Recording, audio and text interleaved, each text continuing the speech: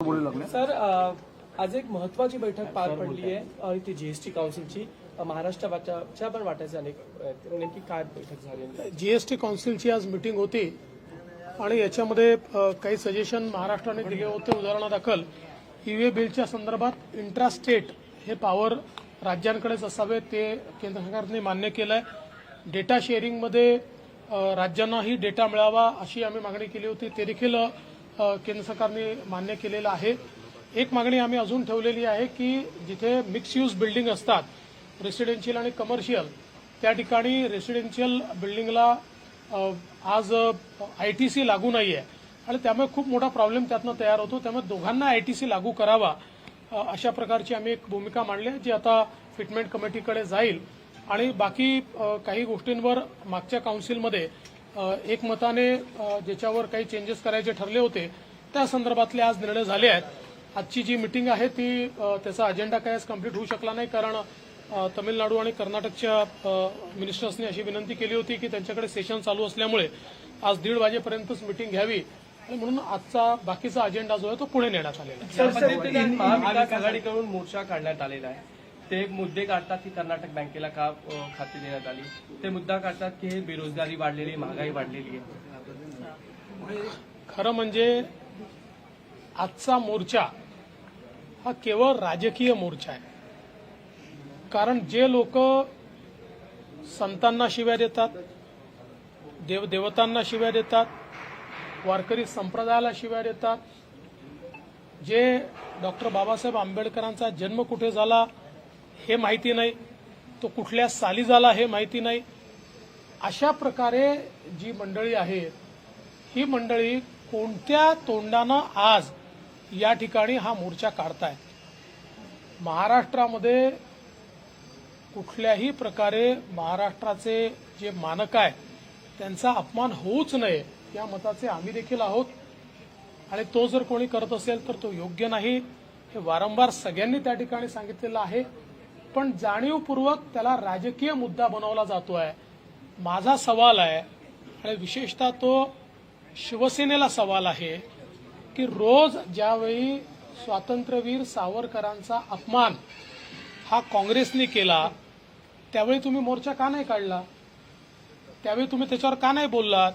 मग काय स्वातंत्र्यवीर सावरकर हे मोठे नाहीत का?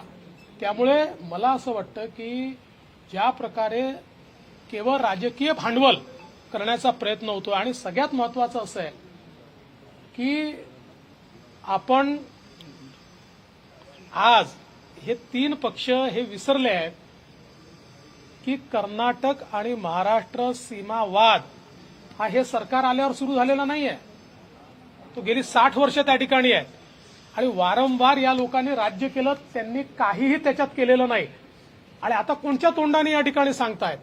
त्यामुळे मला असं वाटतं की निव्वळ मुद्दे न उरल्यामुळे राजकीय दृष्ट्या काढलेला हा मोर्चा या ठिकाणी आहेत.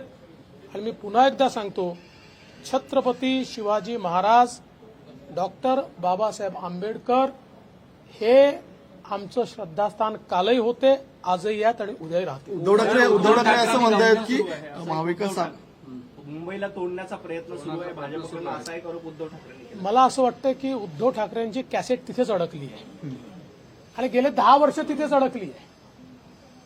त्यांनाही हे माहिती आहे की मुंबईला महाराष्ट्रापासून कोणीच तोडू शकत नाही. या भारताचं संविधान सर्वोच्च आहे हे माहिती असताना किती दिवस तेच ते डायलॉग ते मारणार आहेत. आणि आज सर त्यांच्या भाषणामध्ये एकही नवीन मुद्दा नाहीये, मुद्दाच नाहीये. केवळ शिवराळ भाषा वापरायची एवढ्यापुरतं त्यांनी भाषण केलेलं आहे. मला असं वाटतं की त्यांनी आता काही नवीन लोक नेमून घेतले पाहिजेत की जे 2-4 नवीन मुद्दे त्यांना लिहून देतील आणि त्या भाषणात काहीतरी नवीन, काहीतरी ऐकण्यासारखं, काहीतरी एका मोठ्या नेत्याने भाषण केलं आहे असं वाटेल, असं उद्धवजी बोलतील, एवढी मला एक माफक अपेक्षा त्यांच्या. उद्धव ठाकरे असं म्हणतात की महाविकास आघाडीची ताकद आज संपूर्ण महाराष्ट्राला दिसलेली आहे. फेब्रुवारीपर्यंत हे सरकार टिकणार नाही असा आरोप आता अजित पवारांनी केलाय. ज्यांना स्वतःचं सरकार टिकवता आलं नाही त्यांच्या नाकाखालून आम्ही त्यांचं सरकार घेऊन गेलो आणि आम्ही सरकार तयार केलं. ते कशाच्या वल्गना करतायत? हे सरकार टिकणार, एकनाथराव शिंदे मुख्यमंत्री राहणार, त्यांच्याच नेतृत्वात आम्ही पुन्हा निवडणूक लढणार, पुन्हा आमचं सरकार या महाराष्ट्रात येणार. उद्धव ठाकरे उद्धव ठाकरे असं बोलतायत की मंतव्य आलंय की सीमा प्रश्नाला काँग्रेस राष्ट्रवादी देखील जबाबदार आहे. खरं म्हणजे काँग्रेसच जबाबदार आहे. सीमा प्रश्न निर्माण करणारा आहे कोण काँग्रेसच्या व्यतिरिक्त? कशा प्रकारचा अन्याय त्यावेळी महाराष्ट्रावर केला आणि त्याच्यानंतर सातत्याने केला हे आपण सगळ्यांनी बघितलेलं आहे. त्यांनी तयार केलेल्या प्रश्नावरच या ठिकाणी आता हे सगळं चाललेलं आहे. त्यामुळे प्रकाश आंबेडकरांच्या त्या वक्तव्याशी मी पूर्णपणे सहमत आहे. उद्धव ठाकरे असं म्हणतात की सर उद्धव ठाकरे असं म्हणतात की आज आम्ही ताकद दाखवून दिली, उद्या देखील ही ताकद संपूर्ण महाराष्ट्राला दाखवून देऊ. खरं म्हणजे 3 पक्ष एकत्रित येऊन एवढा लहानसा मोर्चा निघाला. आज तुम्ही कोणीही ड्रोन शॉट नाही दाखवू शकला. आज क्लोजअप दाखवावे लागले. दाखवला का कोणी ड्रोन शॉट? नाही दाखवला. कारण ड्रोन शॉट लायक मोर्चाच नव्हता. आम्हाला हे आधी माहिती होतं. आम्ही त्यांना विनंती केली होती की आझाद मैदानावर या, पण त्यांच्या जो आझाद मैदाना एवढी संख्या राहणार नाही त्यांना माहिती असल्यामुळे जिथे रस्ता लहान होतो, निमुळता होतो, अशी जागा त्यांनी घेतली. त्यामुळे मला असं वाटतं की या मोर्चाचे कुठलं विराट स्वरूप हे उद्धवजींना दिसलं. जसा त्यांचा पक्ष नॅनो होतोय तसा मोर्चे नॅनोच आहे. शरद पवारांचं एक वक्तव्य आलंय, राज्यपालांना हटवलं पाहिजे अशी त्यांची मागणी आहे. ती मागणी ते करू शकतात. मागणी करायचा कोणालाही अधिकार आहे. केंद्र सरकार है, योग्य निर्णय करते हैं। देवेंद्र जी, हिंदी में जानना चाहेंगे, आज जो मोर्चा निकला इसको न भूतो न भविष्यति का मोर्चा करार दिया गया। देखिए, 3 पार्टियां एकत्रित आने के बावजूद इतना छोटा मोर्चा निकला। कल हमने उनको आजाद मैदान पर आप मोर्चा लेकर आइए कहा था, हमको पता था ये नहीं लेंगे क्योंकि आजाद मैदान का एक कोना भी ये नहीं भर पाते। और आज देखिए किसी ने ड्रोन शॉट्स नहीं दिखाए, क्लोजअप शॉट्स दिखाए, क्योंकि ड्रोन शॉट जितना बड़ा मोर्चा ही नहीं था। और उन्होंने जानबूझकर सकरी गली ये मोर्चे के लिए या सकरा रास्ता मोर्चे के लिए चुना था कि जहां पर कम लोग भी ज्यादा दिखे। और मुझे ऐसा लगता है कि जिस प्रकार से ये मोर्चा निकाला गया है, इनके पास इश्यूज समाप्त हुए। देखिए, छत्रपति शिवाजी महाराज या डॉक्टर बाबा साहेब आम्बेडकर ये हमारे लिए कल भी पूजनीय थे, आज भी और कल भी रहेंगे। लेकिन मोर्चा कौन निकाल रहे हैं? जो रोज डॉक्टर बाबा साहेब आम्बेडकर का अपमान कर रहे, जो रोज संतों का अपमान कर रहे, जो वारकरी संप्रदाय का अपमान कर रहे, हिंदू देव देवता का अपमान कर रहे, ये लोग इस प्रकार का मोर्चा, इनको अधिकार क्या है, इनको हक क्या है? इनको कोई हक इस प्रकार का नहीं है। और ये सारा ढकोसला है। मैं ऐसा मानता हूं कि मोर्चा पूरी तरह से विफल है। महाराष्ट्र कर्नाटक इशू को लेकर लगातार कह रहे 15 मिनट में मीटिंग खत्म हो गई, 20 सालों का विवाद 15 मिनट में खत्म हो गया और ये सब सिर्फ दिखावा है। मैं सवाल पूछना चाहता हूं, विवाद कब शुरू हुआ? हमारी सरकार तो 6 महीने पहले आई। 60 साल से विवाद चल रहा है, कांग्रेस ने तैयार किया वो विवाद है। ये बार बार सरकार में आए, कभी विवाद सुलझा नहीं पाए। हमने पहल किया, मैंने तो उस दिन भी कहा कि एक दिन में तो विवाद सुलझ ही नहीं सकता। इतना महत्वपूर्ण इस प्रकार से जो विवाद चल रहा है, इसमें बहुत काम करना पड़ेगा। लेकिन इस पर बोलने का इनको अधिकार नहीं है क्योंकि इनके कारण ये विवाद खड़ा हुआ। देवेंद्र जी, एक सवाल और है कि पूरे महाराष्ट्र भर से एनसीपी और कांग्रेस के कार्यकर्ताओं को बुलाया गया इस मोर्चे को बड़ा करने के लिए। शिवसेना को अमूमन माना जाता है कि अर्बन पार्टी है और मुंबई में उसका बेस है, लेकिन आज एनसीपी के झंडे ज्यादा दिखाई पड़े। देखिए, मोर्चा तो नैनो हुआ, मोर्चा कोई बड़ा तो हुआ नहीं। पूरे महाराष्ट्र से लोग बुलाने के बाद परिस्थिति ये होनी चाहिए थी, कई किलोमीटर लंबा मोर्चा, पूरा आजाद मैदान भरने वाला मोर्चा, ये उन्होंने करना चाहिए था, वो नहीं कर पाए। मोर्चा विफल हुआ है, ये तो संख्या से दिखाई पड़ता है। ये मोर्चा तो बिल्कुल विफल ही हुआ। मुंबई तोड़ने की कोशिश है क्या?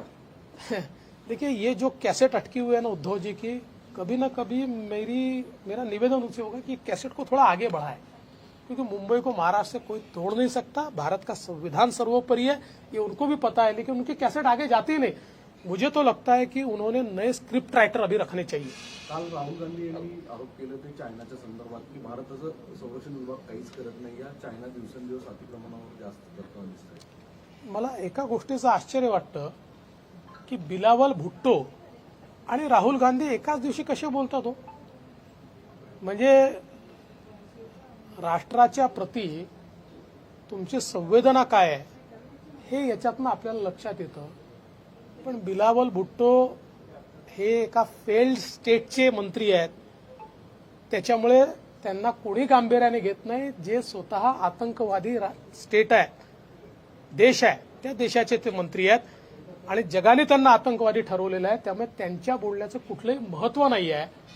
पण त्याचवेळी भारताच्या पंतप्रधानांबद्दल ते असं बोलले तर किमान भारतातल्या प्रमुख विरोधी पक्षांनी देशहित लक्षात ठेवून त्यांच्या विरुद्ध आवाज उठवायला पाहिजे होता, पण तो त्यांनी उठवलेला नाही. हे अतिशय मला असं वाटतं चुकीचं आहे. आणि त्याचवेळी मी राहुल गांधींना आठवण करून देतो, भारताचा भूभाग चीनला जेव्हा जेव्हा गेला तेव्हा तेव्हा त्यांच्या परिवारातले लोक देशाचं नेतृत्व करत होते, ते पंतप्रधान होते आणि भारताचा भूभाग गेल्यानंतर तुम्ही काय करू शकला नाही.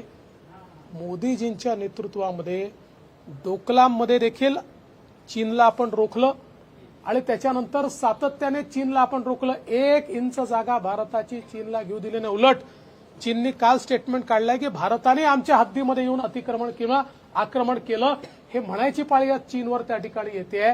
त्यामुळे चीनबद्दल बोलायचा अधिकारच या ठिकाणी राहुल गांधीला नाही है. मुझे बहुत आश्चर्य होता है कि एक ही दिन बिलावल भुट्टो और राहुल गांधी ये दोनों मोदी जी के ऊपर बोलते हैं. ये कौन सा रिश्ता है भाई? और सवाल ये उठता है कि बिलावल भुट्टो तो एक फेल्ड स्टेट के मंत्री है. पाकिस्तान जिसको आतंकवादी राष्ट्र के रूप में पूरी दुनिया ने करार किया है, ऐसे आतंकवादी राष्ट्र के, फेल्ड राष्ट्र के, और जिसका पूरा भट्टा बैठ गया है, जो दिवालिया है, ऐसे राष्ट्र के एक मंत्री इस प्रकार की बात करते हैं. लेकिन उसी समय उसी प्रकार की बात अगर हमारे प्रमुख विपक्षी पार्टी के नेता राहुल गांधी करे तो उनके लिए राष्ट्र बड़ा है या राजनीति बड़ी है, ये सवाल उठता है. उन्होंने तो आगे बढ़कर बिलावल भुट्टो की भर्त्सना करनी चाहिए थी, निंदा करनी चाहिए थी, उन्होंने उसकी नहीं की. और मैं उनको सवाल पूछना चाहता हूं, राहुल जी को, इस देश का भूभाग जो चीन को मिला उस समय कौन प्रधानमंत्री थे? आप ही के परिवार के लोग जब जब प्रधानमंत्री बने तब तक कई बार चीन ने हमारी जमीन पर, हमारे भूभाग पर कब्जा किया. आपकी पार्टी के समय कब्जा किया. अरे मोदी जी के समय तो हमने बाहर जाकर डोकलाम में चीन को रोकने का काम भारत ने किया है. और हमारे सेनाओं ने जिस प्रकार से चीन को रोका है, चीन को ये कहना पड़ता है कि हम उनकी सीमा में नहीं है, वो हमारी सीमा में आके उन्होंने हमारे साथ विवाद किया. ये चीन को कहना पड़ता है. 1 इंच भारत की भूमि चीन को मोदी जी के काल में नहीं मिली. इसलिए राहुल गांधी जी जरा इतिहास पढ़िए और उसके बाद बोलिए.